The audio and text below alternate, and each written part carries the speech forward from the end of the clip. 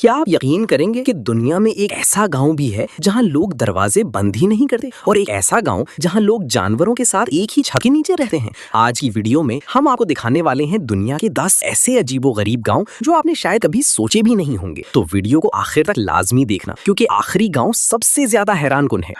اور اگر آپ کو ایسی دلچسپ ویڈیوز پسند ہیں تو ابھی ویڈیو کو لائک کریں اور چینل کو سبسکرائب کر لیں تاکہ آپ ایسی مزید حیران کن معلومات سے محروم نہ رہیں۔ ایک گاؤں جہاں دروازے نہیں ہوتے۔ یہ گاؤں اتنا محفوظ ہے کہ لوگ اپنے گھروں کے دروازے بند ہی نہیں کرتے۔ یہاں چوری کا تصور ہی نہیں۔ اگر ہمارے ہاں ایسا ہو جائے تو بھائی اگلے دن گھر ہی خالی ہو۔